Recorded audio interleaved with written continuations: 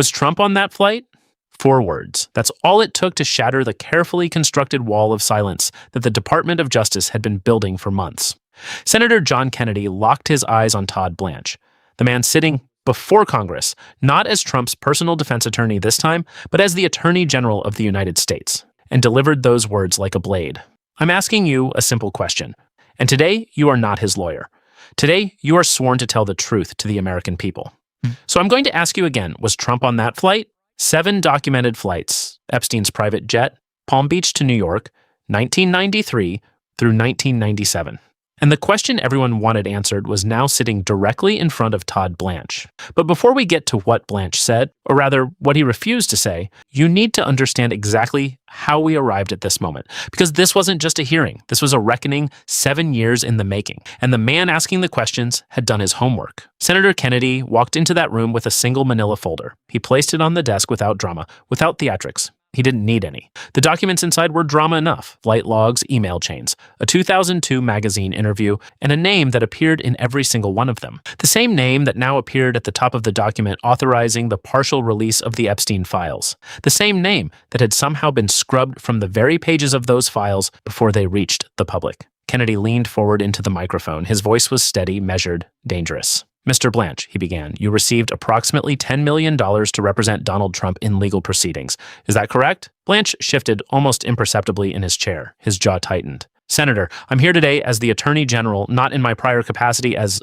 Kennedy cut him off like a blade through paper. I didn't ask about your capacity. I asked about your payment. $10 million. Yes or no? The silence that followed lasted 11 full seconds.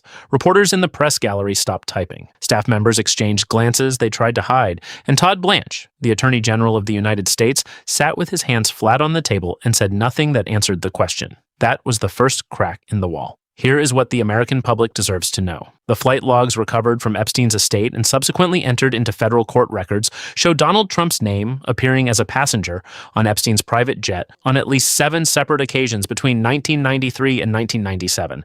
7. That is not rumor.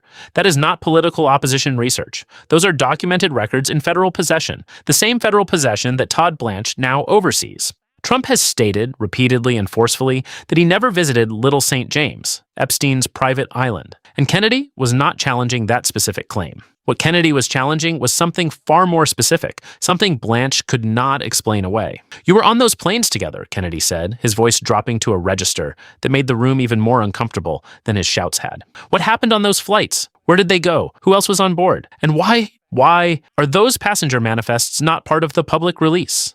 Blanche reached for the glass of water in front of him. His hand was steady, but it was the deliberate steadiness of a man consciously controlling something. Senator, the document releases have been conducted in accordance with applicable court orders and grand jury. Kennedy slammed his palm on the desk, not violently, precisely. Stop right there. You signed the authorization. You are telling me you released those files. You are also standing here knowing that the president's name appears in documents that were not included in that release. So which is it, Mr. Blanche? Did you release everything, or did you release everything except what was inconvenient? The color drained from Blanche's face by visible degrees, because here is what Kennedy had in that folder. A 2019 email chain in which Jeffrey Epstein wrote to author Michael Wolff suggesting that Trump was aware of certain activities. That email was in federal possession. It had not been released. Also in federal possession, a separate 2015 email in which Epstein, referencing an incident at Trump's private residence, described young women swimming in the pool while Trump was present. An email that Epstein himself used to suggest Trump's proximity to the environments he was creating, not released.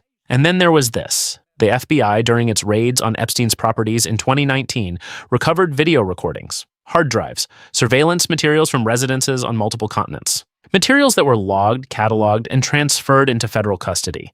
Kennedy looked directly at Blanche and asked the question that no one in that building had been willing to ask out loud. Where are the videos if you don't know who does? And if the Attorney General of the United States cannot account for evidence seized by the FBI 6 years ago, what exactly are we paying you to manage? Blanche began to speak. Something about ongoing review processes, interagency coordination, appropriate legal channels. Kennedy raised one hand, just one hand, and Blanche stopped. Mr. Blanche, Kennedy said quietly, in 2002, the man who appointed you to your current position told New York Magazine, and I'm reading directly, I've known Jeff for 15 years. terrific guy. He's a lot of fun to be with. It is even said that he likes beautiful women as much as I do, and many of them are on the younger side." That is a direct quote from your boss about a man who was actively committing crimes against vulnerable individuals during that exact period. And you are asking the American people to believe that 15 years of close friendship produced zero knowledge of what Epstein was doing? The hearing room was silent for 9 seconds. "I'm not accusing the president of anything," Kennedy continued, and his tone made clear he was doing precisely that without doing precisely that. "I am asking you under oath, with the full weight of your office behind you, to look at this committee and tell us, was Donald Trump on any of those flights to destinations that are not yet public record? Can you swear to that today?" Blanche answered that the matter was under ongoing review, that documents required proper legal handling, that he was committed to transparency within the bounds of applicable law. Kennedy nodded slowly, the nod of a man who had expected exactly this answer. Pam Bondi stood in this chamber and made promises. She said full transparency. She said the American people would see everything, and then those promises evaporated. Now you sit here, and I want you to understand something, Mr. Blanche. He leaned forward until he was close enough to the microphone that his next words resonated with physical weight. Your failures in this office will not produce the same consequences as hers. They will produce worse ones.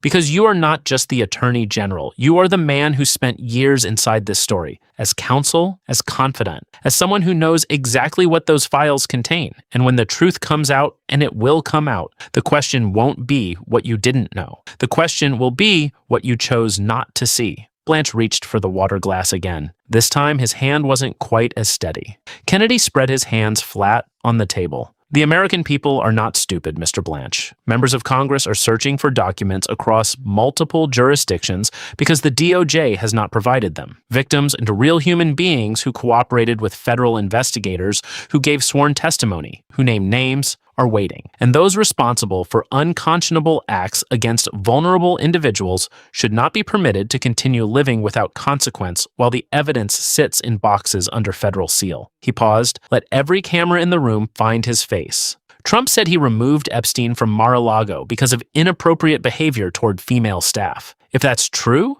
then he witnessed conduct serious enough to ban a man from his property. If that's true, what else did he witness? And why is the person managing the answer to that question someone who spent a decade protecting the man at the center of it? Blanche had no answer. He offered language about process, about review timelines, about commitment to the rule of law. Kennedy let him finish. Then, with the quiet of someone who no longer needed to raise his voice, he said, "You swore an oath today to tell the truth. I'm giving you one final opportunity. Was Donald Trump on those flights? Yes or no?" The room held its breath for a count of 14 seconds. Todd Blanche said that he could not speak to specific flight records in an open hearing setting.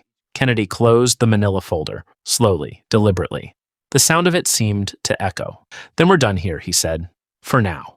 But nothing about that moment felt finished, because in 14 seconds of silence, in a folder full of documents that would not stop existing, regardless of what any attorney general chose to review or not review, the question was still there. Still unanswered, still getting louder. Was Trump on that flight? And that is the question Todd Blanche never answered.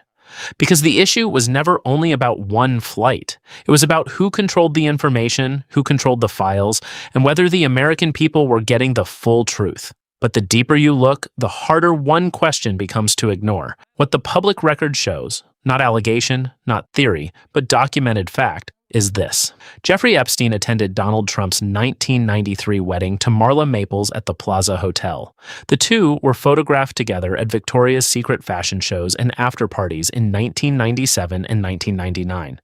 They shared social circles that overlapped in ways that were not incidental or distant. They were close enough that Epstein felt comfortable referencing Trump by name in private correspondence, close enough that Trump described him publicly as someone whose company he actively enjoyed. And yet we are asked to believe that this proximity, 15 years of it, by Trump's own count, produced no awareness of what Epstein was doing. In the same years those flights were logged, in the same years alleged crimes were being investigated, in the same years that victims were being recruited from the same social environments where these two men repeatedly appeared together. Kennedy understood what Blanche could not afford to acknowledge. This was never really about a budget hearing. It was never really about document timelines or interagency review processes. It was about one central, unresolved, unavoidable question that now sat in the middle of American public life like a stone no one could move. If the most powerful law enforcement agency in the world has the files, the videos, the flight logs, the emails, and the sworn victim testimony, and the person overseeing all of it is the former personal attorney of the man those documents potentially implicate, what exactly does accountability look like? What does transparency mean when the gatekeeper built his career guarding the gate? Todd Blanche left that hearing room the same way he entered it, composed, professional, careful.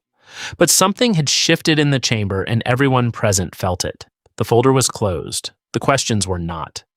Because that is what Senator Kennedy walked away, having proven, not in a court of law, not with a verdict, but in the court of public record where these hearings ultimately matter most.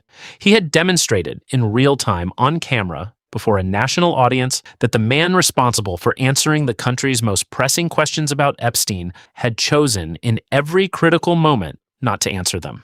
That silence was its own kind of statement, and the American people heard it. So now the question is yours. Do you think Todd Blanche protected Trump when it came to the Epstein files? Or did he simply refuse to face what was sitting in those documents? Was this about loyalty to a former client, or was there truly nothing more to reveal? Tell us what you think.